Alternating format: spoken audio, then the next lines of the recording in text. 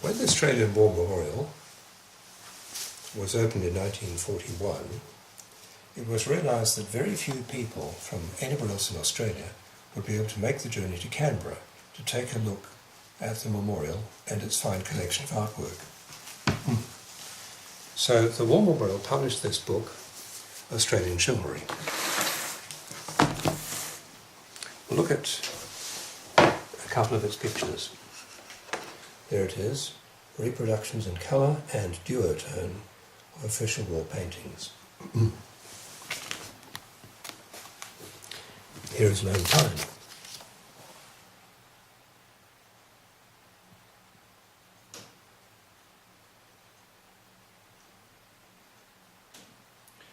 Painted, of course, under the supervision of Charles Bean, who made sure that it was as accurate as it could be.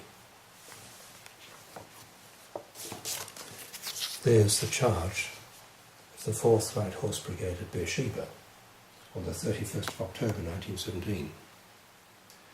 Many, many years ago, I met one of the light horsemen who had charged at Beersheba, and he said very modestly, "We didn't win that battle.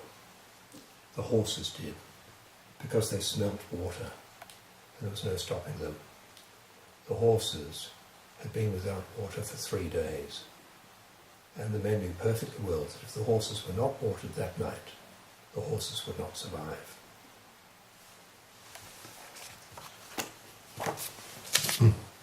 There's another nice one. A lovely light horse picture.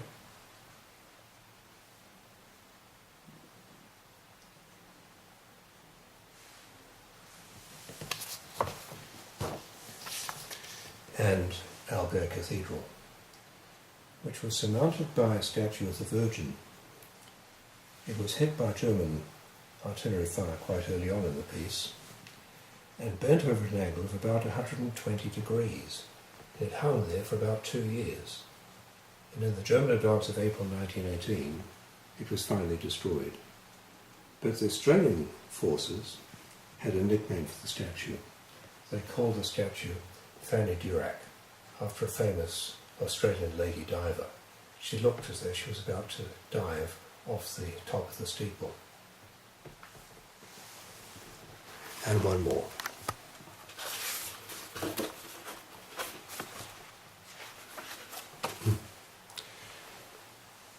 This isn't British, it's an Australian. That's the surrender of the German High Seas Fleet after the armistice.